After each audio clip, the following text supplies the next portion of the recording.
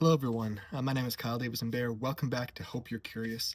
And here again, we love questions. We love curiosity because we believe every honest question leads to God as long as you follow it all the way to the answer. And we deal with real questions from real people here. I don't want to just sit and speculate what you might be curious about. No, I love answering real questions. Again, sometimes they are the deep things in your soul you've been wrestling with for all your life. Other times it's just a curiosity. Other times it's you read something and it piqued a question you've never considered and HUD. Sometimes it's somebody you're sharing Jesus with. You want them to know the hope that you have, but they ask a question and you can't answer it. Like these are the kind of questions we love to dig into here. And today we have a question that's more of a curiosity, more of kind of a philosophical, intellectual, do you think this could be? And I love these kind of questions too. I love all these kind of questions, but I love these kind too. And the question today says this: do you believe that the tree of the knowledge of good and evil was meant to be eaten from? That's a good question because when you read Genesis 1 to 3, the first three chapters of the Bible, God creates the world, He creates humanity, He places man and woman in this garden that He creates, the Garden of Eden, and then there are two trees in there. There's the tree of life, whose fruit gives them life and sustains life, and there's the tree of the knowledge of good and evil. And in the story, God is very specific with Adam and Eve: do not eat from the tree of the knowledge of good and evil. But of course, the Bible has been in existence for millennia. This is the Bible is the most widely published and distributed book in human history. There are more copies of the Bible than there are of anything else. So of course, people are reading this and thinking about it and speculating about it.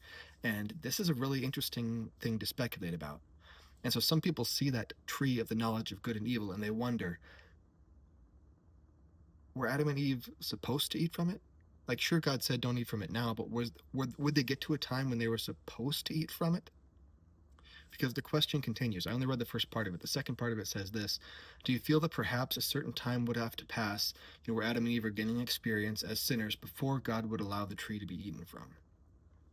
Now, again, these are good intellectual curiosities. It's good to stretch your muscles. It's good to be curious and to ask and to probe.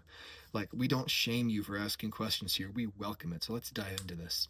Um, and the heart of my answer here to this question is that this shows you how amazing God is. And some people look at the tree of the knowledge of good and evil and they see horrors, but no, there's no horror here. This is good. This whole question, the whole situation exposes how good God is and how good His heart toward us is. And let me show you what I mean by that.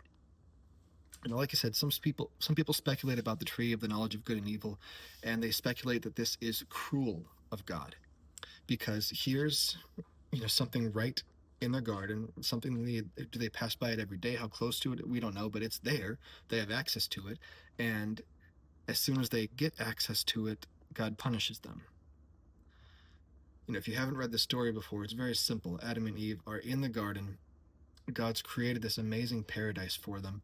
He's provided everything they need, the perfect environment, the perfect weather. He's provided abundant fruit and food for them. They have everything they need. They have purpose. They have meaningful work. They have relationship with each other. They have relationship with God. They have a paradise to enjoy. But then there's this tree that they're not supposed to touch. And as soon as they do, there's punishment. Because in the story, in Genesis chapter 3, the serpent, which is, yes, a physical serpent, but filled by the spirit of the devil, which we know from later scriptures, and it tempts Adam and Eve. The serpent tempts them, draws them over, draws them closer. It says, hey, have you considered eating from this tree that God has said not to eat from? And there's a fascinating layer of deception and temptation in there. And we'll get into that deeper in a future question. Right now, I just want to focus on the fact that the serpent is successful in tempting Adam and Eve to eat from this tree they're not supposed to eat from. And as soon as they do, they're punished. Because you see, God warned them. He said, as soon as you eat from the tree of the knowledge of good and evil, in that day you will surely die. He told them to stay away. He told them what would happen. The serpent is successful at tricking them into eating, and when they do die spiritually, immediately. And immediately they suffer things they've never experienced before: guilt, regret, shame, separation from each other, blame, anger, fear. They hide from God. They suffer all these things, all these symptoms that indicate their spiritual death. They were severed from God. That's what spiritual death means. It's being severed from God. He is spirit. He created us with spirits, body and spirit. And when our spirit is dead, there's that distance, that separation, that disconnect. Adam and Eve had been alive spiritually, had been connected with God, but as soon as they sinned, they lost that. They died spiritually that day, and they suffered all those effects. So some people see that, and they think God is cruel, because how could you put this tree right in their presence, knowing that they would eventually eat from it, knowing they would eventually suffer this punishment from it? They say, God, that's cruel. Other people see this tree of the knowledge of good and evil sitting there, and they say, maybe it's actually hidden knowledge. Maybe it's something they were supposed to eat from. Maybe they were supposed to live for a while with God, growing up and just, knowing everything good, but then eventually they would be wise enough and experienced enough to eat from the tree of the knowledge of good and evil and gain its experience. And it was this hidden knowledge kind of thing. And their sin was they got it too early, or they got it before God wanted them to have it, or something along those lines. And my answer is that no, it's neither of those things. God's not being cruel, and this does not represent hidden knowledge. That's not what's going on here. Everything about creation, like I said at the start, everything about creation, including the Garden of Eden, including the tree of the knowledge of good and evil, everything displays how amazing and how good God really is. So let's take this question in parts. The first part just said, do you believe the tree of the knowledge of evil was meant to be eaten from? And my answer to that is a clear no.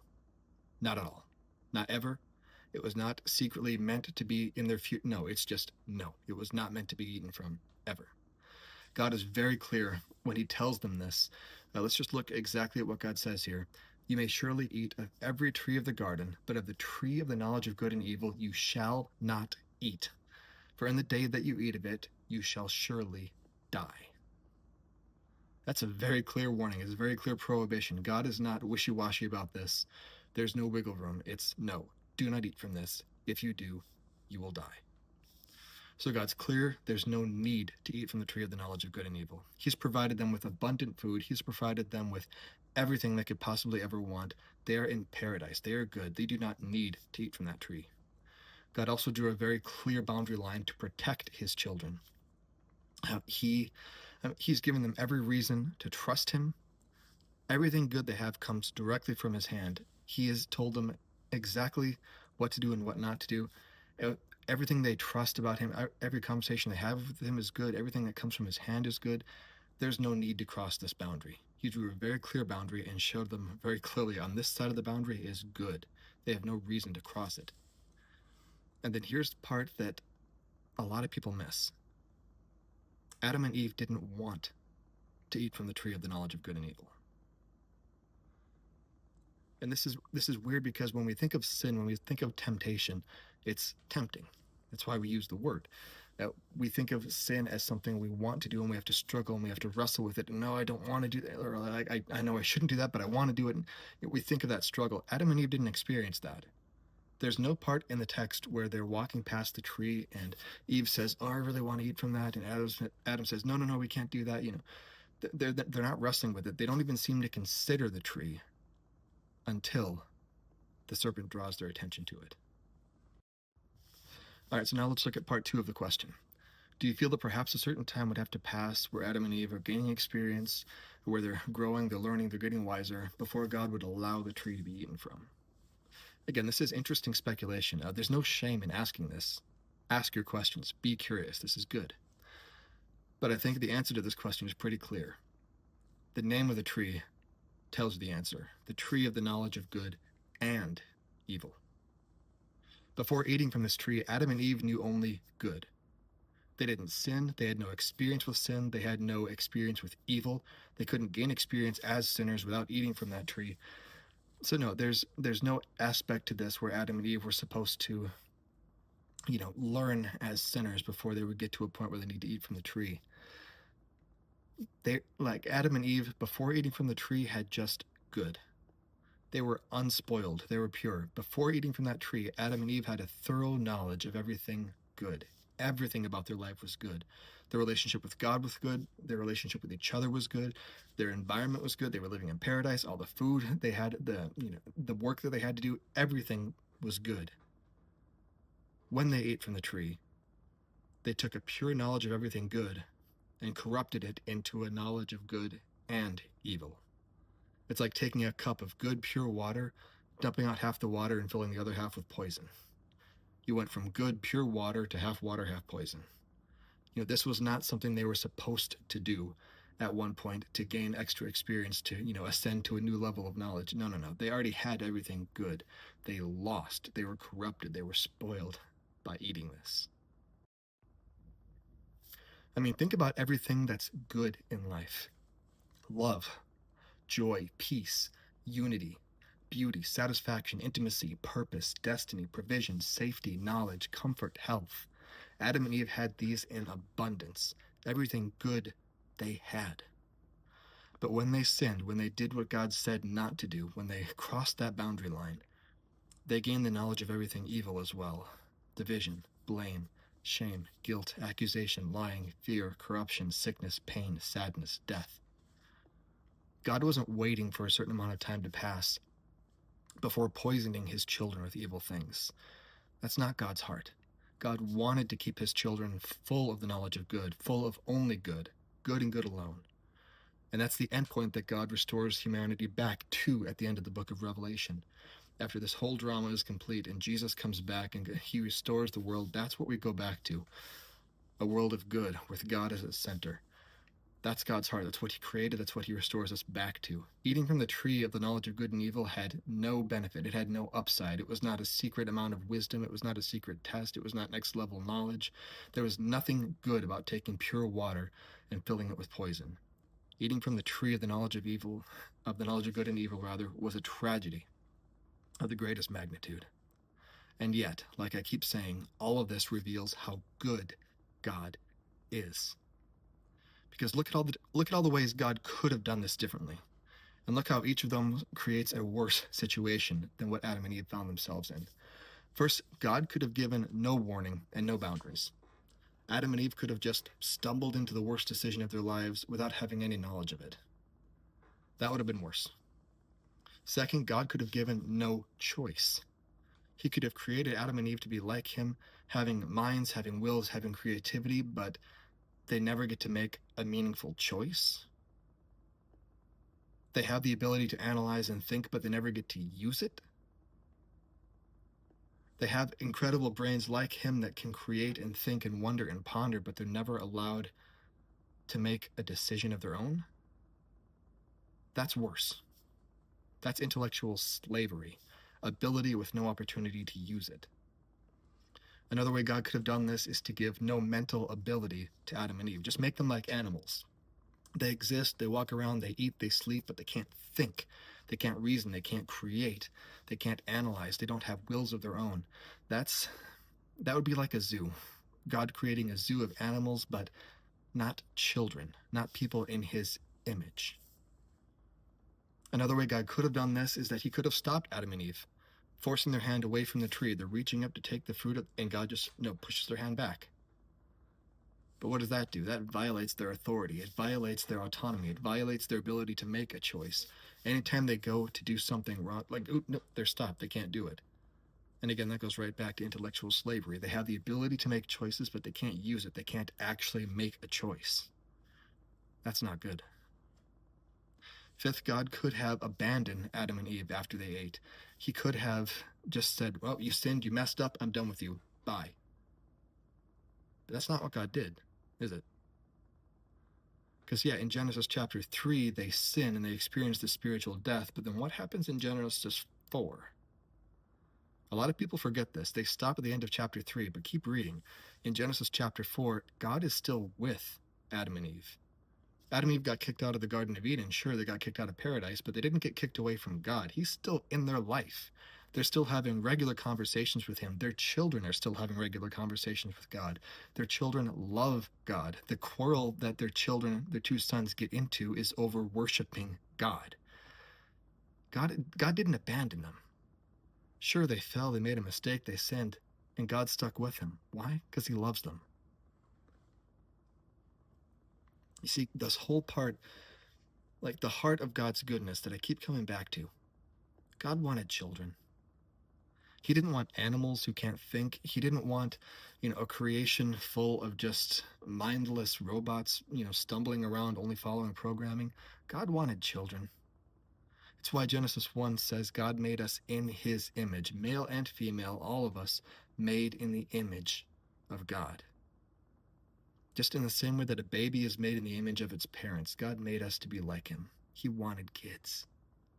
And when you have children, and I have 4 little children of my own, I've learned this so clearly. When you have children, they have minds of their own, and it is good to let them use them. Yeah, sometimes they make a wrong decision. Sometimes they frustrate you. Sometimes they get into really hard things, but there's no other way to have kids. If they didn't have minds, that would be worse. God wanted kids. God gave them minds, and it was a good thing. It's a good gift for us to have the ability to think and reason and create and wonder and ponder. Because when God made us in his image, he also said, let them have dominion. Let them have authority. Let them have the ability to govern their own lives and to govern this planet. That's a good gift. God gave us, when God created humanity, he gave us minds. He gave us the ability to rule our lives. He gave us clear boundaries. He gives us clear warnings. He tells us what would happen. He wants us to make our own choices. He wants us to know the choice and to make the right one, but he gives us the freedom to make whatever choice we want, and that is good. There's no other way for God to have kids. If he wanted people like him, if God wanted children made in his own image, there was no other way. We had to have minds. We had to have the capability to make choices. We had to have the capability to experience the consequence of the choices we make. And that's what we did. Yeah, we sin just like Adam and Eve. Yeah, we stumble like Adam and Eve. But just like God, he didn't give up on them. Just like Genesis 4, he's still in their life. Yeah, God's still in our lives. And friends, if you've sinned, if you've messed up, if you've stumbled like Adam and Eve did, God forgives. God is so eager to forgive. If you feel that weight of sin, that weight of a wrong choice you've made, then all you need to do is just cry out and say, God, Lord Jesus, forgive me. I confess I sinned. I confess I messed up. Lord, forgive me. Wash me clean. Come into my life and make me new. See, friends, God is the God of life. He's the creator. He takes no delight in punishment, no delight in death. That's not who God is. He's the God who creates children, who creates a paradise for them. And even when they mess up, he sticks with them. And eventually he restores them back to what they'd lost. That's who God is. And that's what Genesis reveals. So friends, thanks for sticking with me through this episode. We got a lot more good questions to deal with in the future. So if you got questions of your own, please drop them in the comments. I'd love to hear what they are. We'll probably get to them at some point in the show. Please, if you enjoyed this, like, share, and subscribe. Let's get the word out. Man, I hope you're curious, and I hope your curiosity leads you to God, because that's why he gave it to you.